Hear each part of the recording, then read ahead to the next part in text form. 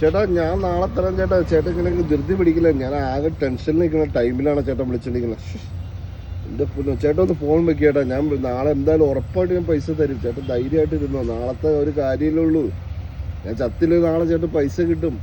Okay എന്നാ ശരി. എൻ്റെ ദൈവമേ, ഞാനെങ്കിൽ ഇന്നത്തെ പൈസ കൊടുക്കാൻ എന്നെ കൊണ്ട് മാർഗമില്ല. നമസ്കാരം. ഒന്നും മിണ്ടാറിടാവേ.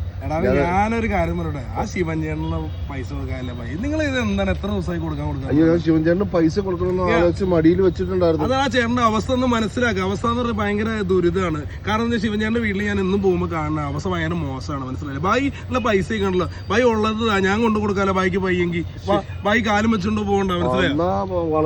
ഉള്ളത് കൊണ്ടാ. എന്തായാലേ ഇത് ശരിയല്ല. കാരണം കറക്റ്റ് പൈസ കൊടുക്കണം. മനസ്സിലായില്ലേ? അതെല്ലേ, ഞാൻ കൊടുത്തോളാം പൈസ. ഞാൻ ഗൂഗിൾ പേ ഗൂഗിൾ പേ പൈസ ഇല്ല ചേട്ടാ. ഗൂഗിൾ പേ ഗൂഗിൾ പേയിൽ ഇല്ല. ഇത് എത്രയാണ്? 1000 അല്ലേ? ചുമ്മാ കാണിച്ചതിലേക്ക് ഒന്ന് ഞെക്കിക്ക്. കോഡ് അടിച്ചു. അടിച്ചോ? ഒന്നില്ലേ? വന്നു. അപ്പൊ അത് കണ്ടില്ലേ, വേറെ ആൾക്ക് ക്രെഡിറ്റ് ആയോ?